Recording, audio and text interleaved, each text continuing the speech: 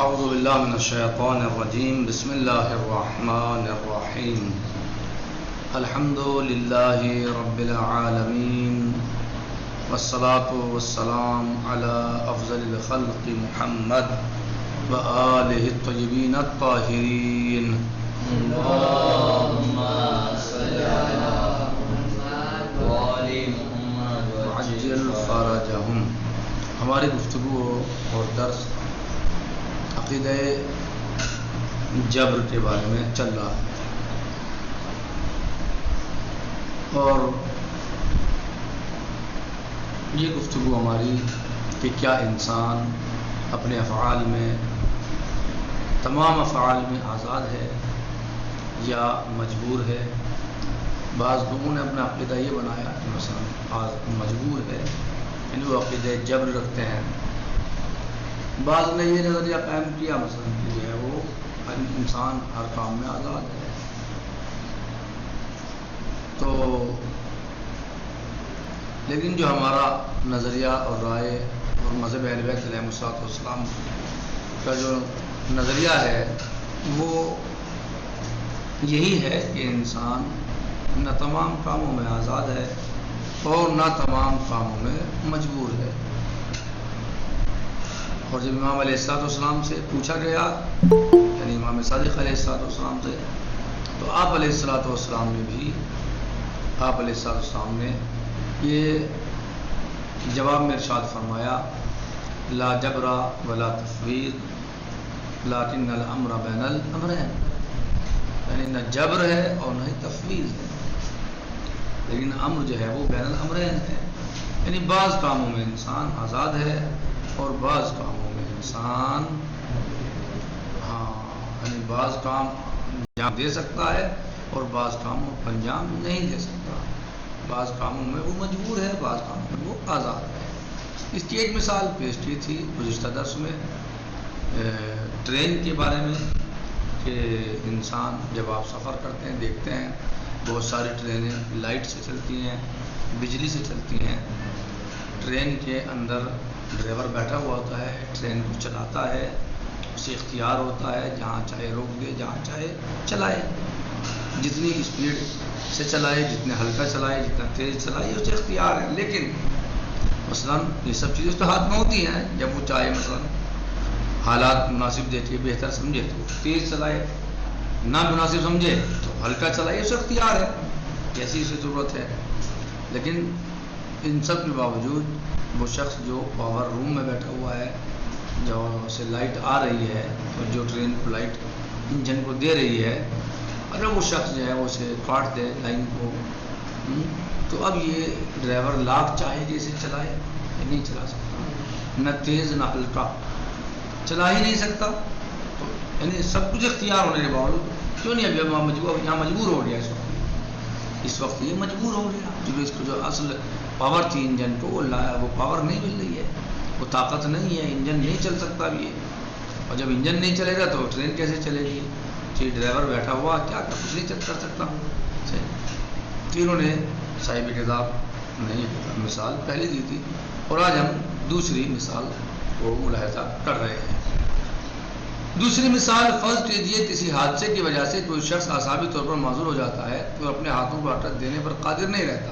کسی وجہ سے کوئی انسان کسی حادثے کی وجہ سے، کسی بیماری کی وجہ سے اعصابی طور پر مجبور ہو جاتا ہے اور وہ اپنے ہاتھوں کو حرکت دینے پر قادر نہیں رہتا۔ اگر اس کے اعصاب سے ایک خفیف اور مناسب برقی روح کو گزارا جائے تو اس کے اعصاب گرم ہو کر دوبارہ حرکت پر قادر ہو سکتے ہیں۔ اب یہ شخص جب بھی کوئی کام کرے گا، مثلا اسی ہاتھ سے کہ جس سے برقی بجلی لائٹ روح کا اتصال ہے، کسی پر ظلم کرتا ہے، کسی کے چہرے پر تماچا مارتا ہے یا کسی بے گناہ کے سینے میں خنجر ڈھونک دیتا ہے، تو وہ اپنی اس حرکت پر یقیناً جواب دہ ہوگا، کیونکہ اس نے قدرت اور اختیار سے اس فعل کو انجام دیا ہے۔ لہذا قادر و مختار شخص اپنے اعمال کا ذمہ دار ہوتا ہے، لیکن وہ جس نے برقی قوت سے طاقت انسان کے ہاتھ میں دی ہے اس پر حاکمیت بھی رکھتا ہے۔ یعنی یہ انسان جو برقی طاقت سے اپنے ہاتھ کو ہلا رہا ہے کسی بے گناہ کو تماچا مار رہا ہے، کسی پر ظلم کر رہا ہے، یا کسی اپنے ہاتھ کو غلط طریقے سے استعمال کر رہا ہے، تو اب یہ اس کا ذمہ دار ہے، اس کے اوپر ذمہ داری ہے اس کی کہ اس نے کسی مظلوم، کسی بے گناہ کو تماچا مارا، کسی پر ظلم کیا اس ہاتھ سے، کسی کے سینے میں خنجر گھونپ دیا، خنجر دے دیا، کسی کا قتل کر دیا، تو ذمہ دار ہے اپنے اعمال کا ہی۔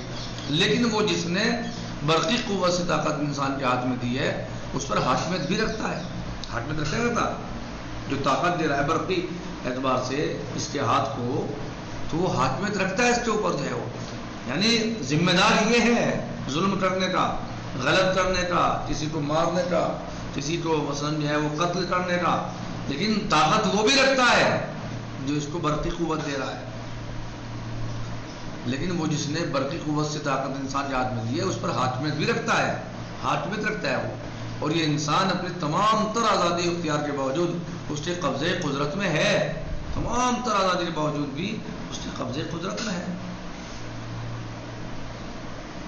خدا نے ہمیں طاقت اور قوت عطا کی ہے، عقل و ہوش اور جسمانی قدرت سے نوازا ہے، اور یہ تمام وسائل و انعامات ہر لحظہ خدا کی طرف سے ہمیں پہنچ رہے ہیں۔ عقل، ہوش، جسمانی قدرت، یہ سب کے سب جو ہیں یہ اللہ نے ہمیں ان نعمتوں سے نوازا ہے، اور یہ ہر لمحہ ہمارے تک پہنچ رہے ہیں۔ اگر ایک لہجے کے لیے بھی سلسلہ ختم ہو جائے، ہماری عقل زائل ہو جائے، ہمارے ہوش ختم ہو جائے، یا ہماری جسمانی قوت ختم ہو جائے، اور ہمارا خدا سے رابطہ منقطع ہو جائے، تو ہم اپنا وجود برقرار نہیں رکھ سکیں گے۔ آپ نے پہلے والے میں نے اس مثال میں دیکھا، آپ نے کیا کہنا چاہ رہے ہیں کہ برقی قوت جب انسان کے ہاتھوں میں دوڑتی ہے، تو وہ مثلا انسان چاہے کسی کو تماچا مار رہا ہے، کسی کے اوپر ظلم کر رہا ہے، کسی کو قتل کر رہا ہے، کسی کے خنجر بھونک رہا ہے، یہ سب چیزیں ذمہ دار ہے یہ، لیکن حاکمیت اس کے پاس بھی ہے جو برقی قوت اس کو دے رہا ہے۔ تو انسان نے اللہ نے ہمیں طاقت و قوت دی ہے، عقل و ہوش دیا ہے، قدرت دی ہے، جسمانی قدرت عطا فرمائی ہے، اور یہ تمام وسائل، یہ تمام اشیاء ہر لمحہ ہم تک پہنچ رہے ہیں۔ ارتباط ہے ہمارا اللہ عز و جل سے اس سلسلے میں، کہہ رہے ہیں کہ ہمیں، لیکن اگر ایک لحظے کے لیے بھی سلسلہ ختم ہو جائے اور ہمارا خدا سے رابطہ منقطع ہو جائے، تو ہم اپنا وجود برقرار نہیں رکھ سکیں گے۔ ہم ہر کام اس کی طرف سے ہر لحظہ عطا کردہ قوت سے انجام دیتے ہیں، حتیٰ کہ ہماری آزادی اور اختیار بھی اسی کی طرف سے عطا کرتا ہے، اور وہ چاہتا ہے کہ ہم آزاد ہوں اور اس کی عظیم نعمات کے سائے میں اپنے آپ کو منزل کمال تک پہنچا سکیں۔ یعنی تمام کام ہماری طاقت، قوت، قدرت سب اس کی طرف سے ہے، لیکن وہ چاہتا ہے کہ ہم آزاد ہوں، وہ چاہتا ہے کہ ہم آزاد رہیں، ہم آزاد رہ کے افعال و اعمال انجام دیں۔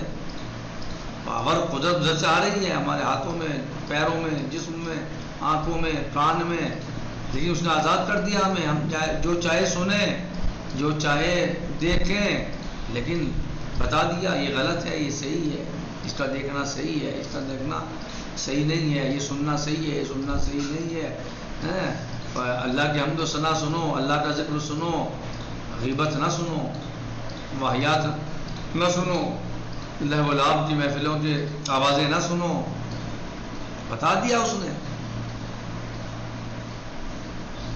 قرآن کریم پر نظر کرو، اسے دیکھو، اچھی چیزیں دیکھو، جو ضرورت کی چیزیں ہم نے دیکھو، یہ آنکھیں دی ہیں تمہیں اسی لیے دی ہیں، لیکن اس نے بتا دیا کہ وہ چیزیں نہ دیکھو جس کو ہم نے منع کیا ہے، لیکن منع ہم نے کیا ضرور ہے، لیکن ہم آپ کی آنکھوں کو بند نہیں کریں گے جب آپ دیکھو گے۔ یعنی اس بائیمانہ آپ کو آزاد کیا، بائیمانہ آزاد بنایا انسان کو، آزادی دی ہے، منع کیا ہے، بعد میں سزا دے گا، لیکن کرتے وقت آپ کو وہ جو ہے وہ اس سے مجبور نہیں کر دے گا آپ نہ دیکھ سکیں، نہیں، بلکہ آپ کو آنکھیں آپ کو پورا کام کریں گی، چاہے اللہ کی اطاعت میں ہو یا اللہ کی مخالفت میں ہو، کان آپ کے پورا کام کریں گے، چاہے اس کی اطاعت میں ہو یا مخالفت میں ہو، آپ کے ہاتھ پورا کام کریں گے، چاہے اس کی اطاعت میں ہو یا مخالفت میں ہو، آپ کے پیر پورا کام کریں گے، چاہے آپ اس کے انہیں استعمال کر کے مسجد میں جا رہے ہوں یا کسی غلط جگہ پہ جا رہے ہوں، اللہ کی موافقت میں جا رہے ہوں اللہ کی عبادت کے جا رہے ہوں، اس کے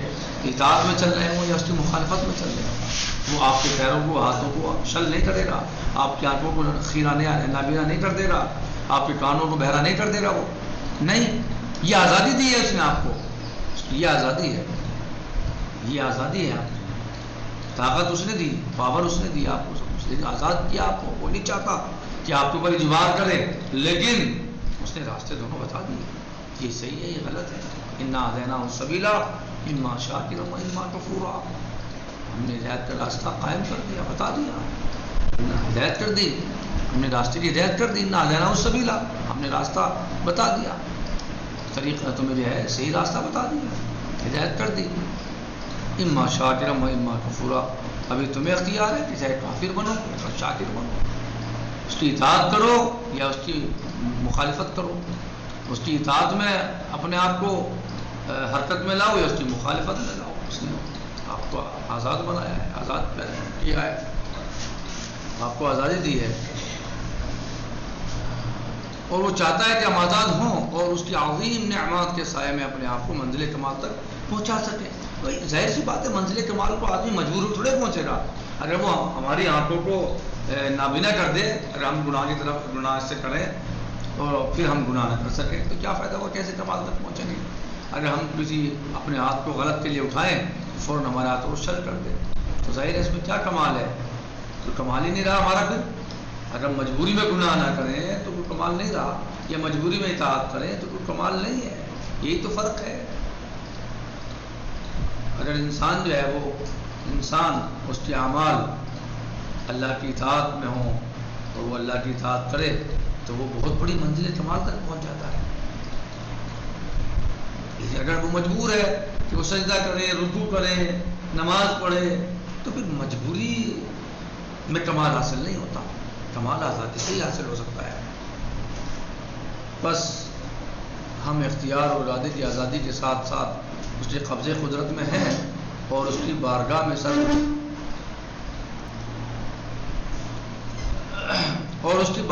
جھکائے ہوئے ہیں. ہم بس ہم اختیار اور ارادے کی آزادی کے ساتھ ساتھ اس کے قبضے قدرت میں ہیں اور اس کی بارگاہ میں سر جھکائے ہوئے ہیں. اس کی دسترس و حکمت سے ہرگز فرار نہیں کر سکتے. بس ہم اختیار اور ارادے کی آزادی کے ساتھ ساتھ اس کے قبضے قدرت میں ہیں اور اس کی بارگاہ میں سر جھکائے ہوئے ہیں اور اس کی دسترس اور حاکمیت سے باہر نہیں ہے. اس سے فرار ممکن نہیں ہے، حاکمیت سے ہرگز فرار نہیں ہو سکتے. ہم تمام تر قوت اور توانائی کے باوجود اسی کے مرہون منت ہیں.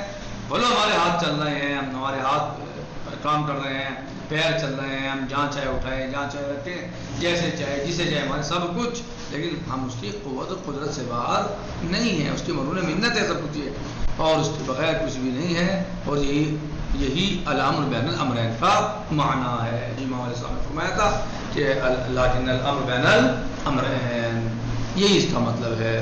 کیونکہ نہ ہم ان موجودات کو خدا کی مثل قرار دیتے ہیں کہ شرک لازم آئے، اور نہ ہی بندگان خدا کو ان کے اعمال بھی مجبور مانتے ہیں کہ اس کے نتیجے میں ظلم لازم آئے. ظلم لازم آئے اگر اللہ عز و جل جو ہے وہ ہم گناہ کر، اللہ ہم سے گناہ اللہ کروا رہا ہے، گناہ الیاذ باللہ، تو پھر اللہ پھر قیامت اور جنت جہنم کا کیا مطلب ہے؟ اور ہم ظلم کرنے پر مجبور ہیں، غلط کرنے پر مجبور ہیں، تو پھر ہم پہ ظلم نہیں ہوگا. ہم سے زبردستی ظلم کرایا جا رہا ہے، زبردستی گناہ کیا کرائے جا رہے ہیں، تو لہٰذا انسان مجبور نہیں ہے اپنے افعال، نہیں تمام میں آزاد ہے. لیکن الامر بین الامرین، ہم نے اس بات کا درس مکتب ائمہ اہل بیت علیہ السلام سے حاصل کیا ہے. یہ ہم نے یہ چیز کہاں سے، ہمارا عقیدہ کہاں سے آیا ہے؟ ہمارا عقیدہ مذہب اہل بیت علیہ السلام پہ ہے، ہمارا عقیدہ اہل بیت علیہ السلام کی پیروی میں ہے. ہم نے اپنا عقیدہ اہل بیت علیہ السلام سے لیا ہے، جیسا اہل بیت علیہ السلام نے ہمیں بتایا ہے ہم نے ایسا اختیار کیا ہے. ہم نے اس بات کا درس مکتب ائمہ اہل بیت علیہ السلام سے حاصل کیا ہے. ہم نے اس بات کا درس مکتب ائمہ اہل بیت علیہ السلام سے حاصل کیا ہے کیونکہ جب ان سے سوال کیا جاتا تھا کہ کیا جبر اور تفویض کے درمیان تیسرا راستہ بھی ہے تو وہ فرماتے تھے ہاں تیسرا راستہ بھی موجود ہے. جو کہ زمین اور آسمان کے درمیان فاصلے سے بھی زیادہ وسیع ہے. یہ دوسری مثال تھی جس کو ہم نے آج وضاحت کے ساتھ بیان کیا اور صاحب کتاب نے اس کو اپنی اس کتاب میں ذکر فرمایا ہے. اس کو آج ہم نے پڑھا اور سمجھانے کی کوشش کی. امید کرتا ہوں کہ آپ لوگ سمجھ گئے ہوں گے. والحمد للہ رب العالمین وصلی اللہ علیہ سیدنا و نبینا محمد وآلہ الطیبین الطاہرین. اللهم صل على محمد وعلى السلام علیکم ورحمۃ اللہ وبرکاتہ. فی امان اللہ. خدا حافظ.